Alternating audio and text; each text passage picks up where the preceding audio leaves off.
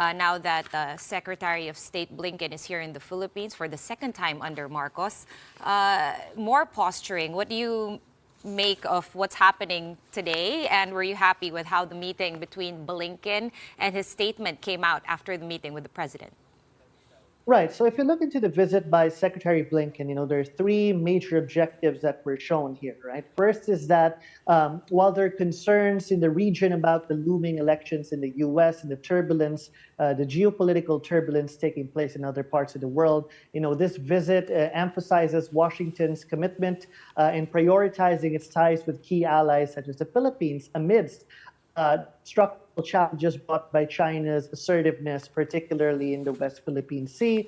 We have been seeing, of course, that reiteration of the ironclad commitment, right? Second, of course, since his visit was put into context from the, on the basis of the Trade Secretary's visit a few days back, this is also a representation of Washington's acknowledgement that its ties with the Philippines are multidimensional. So while defense is a major aspect, economics is now seen as an important component, which is naturally the heart of every developing nation's foreign policy. And third, of course, is there's that necessity to institutionalize the alliance along with new forms of cooperative frameworks. So we have, of course, the upcoming U.S.-Japan Philippine Trilateral, and the institutionalism of this particular aspect makes it more sustainable in the long term, making it less prone to inconsistencies. And we have talked about this during my time here with you in the past few months. So I think that things are going up to plan.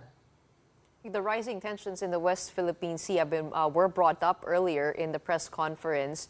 The Secretary of State was asked about these gray zone tactics, and what would the response be if it would actually, or what would trigger the Mutual Defense Treaty. Secretary of State Antony Blinken said that the Philippines is continuing to do a good job on it. Are you happy with the answers with regard to that, with regard to operationalizing the Article 4 of the MDT?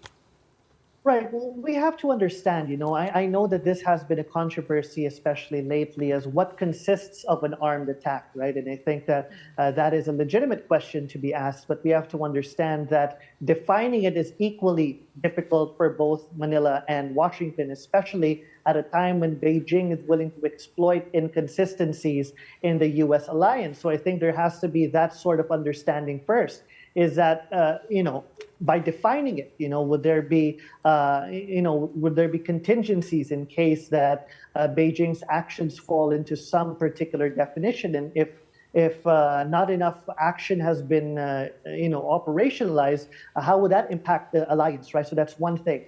A second, of course, is the idea that the U.S. and other like-minded partners must engage with the Philippines in a way that would also boost its capabilities of deterrence and, of course, intelligence sharing and the ability to see through these gray zone strategies. And I think that the Philippines and its transparency initiative have in fact stripped China of any sort of legitimacy that it seeks to promote based on its global security initiative of being the leader of Asia, of an Asian for Asian. So that's one important point. But I still feel that Beijing is still watching.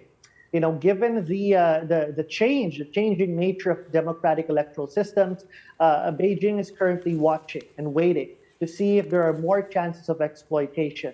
So this is, I think, one of the most important prerequisites for the U.S. and the Philippines and other partners, of course, to consolidate efforts to address such gray zone abilities, given that the work has just begun. And China, given the state of its domestic system, would be more aggressive, likely, to consolidate nationalism. And we can see that what's happening in Hong Kong. So we have to be more cautious of what is to come in the next few years. But that's exactly it, right? On the one hand, you have China flexing its muscles, consolidating power, i.e. Hong Kong. And then you've got the U.S. as well, at the same time, embracing Southeast Asia, making a lot of overtures. In the middle is a very small power, which is the Philippines. Do you ever worry that we may have, in terms of foreign affairs, that we may have huge too close to Washington in this instance and not made enough of an outreach to Beijing? Well, for one thing, I commend our Department of Foreign Affairs, of course, for having a proactive position on this. What is our position? We have to understand it's not as simple as being pro-China, pro-US and anti-China. What are we doing? We are, first of all, engaging with our partners and our ally for the purpose of securing our sovereignty and sovereign rights, improving our maritime security capabilities and deterrence, and of course, keeping the West Philippine Sea open and free and secured and rules-based, right? But on the other hand, we are also working into our national legislation, such as the passing of the Maritime Zones Act, and of course, the upcoming comprehensive archipelagic doctrine, right? So these are, of course, complementary ways to leverage our growing defense connectedness for the purpose of our security and our sovereign rights, but at the same time, complementing it with our own ability to govern the seas. And third, of course, is important that we keep diplomatic channels open with China. We have been very consistent since the beginning, and I've mentioned this time and again, at the beginning of the Marcos Jr. administration started with an outreach in that willingness to negotiate proper terms with China, but it was China who gave us the cold shoulder, but that's something that we recognize, and we are still very much open to negotiations. And I think Secretary Manalo has wonderfully stated that we will seek a peaceful resolution to the conflict based on international law, and that is through peaceful negotiation. So while keeping the door open, we have to do our part in securing what is rightfully ours based on international law. And as you've mentioned, given the limited resources that we have to turn to like-minded and trusted partners. And I don't think that, and I think that we are doing the right thing in this regard, right? So our purpose here is not to engage in bloc politics, but to leverage our existing partnerships for our security, while at the same time complementing the interests of our partners as well. So I think that this is a very tricky situation, and despite that, I think we're doing a pretty good job. Don, what are you looking out for in the upcoming Trilateral Summit with the U.S. and Japan?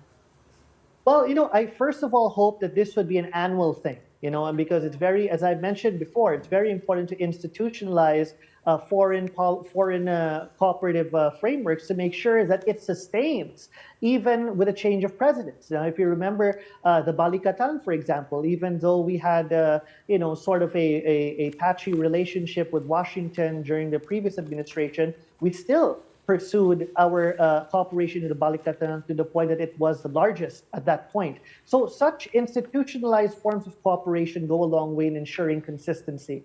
Now, second, of course, is that we have to focus on building each other's capabilities and providing, more logistical, a more comprehensive logistical framework for the three of our nations to actually better operationalize their partnership in the maritime domain, given, of course, Japan is facing significant problems in the East China Sea, so are we in the West Philippine Sea. So I think that this should be an area that needs to be looked at. And of course, there needs to be ways in which we could link hard defense and hard security with economic cooperation as well.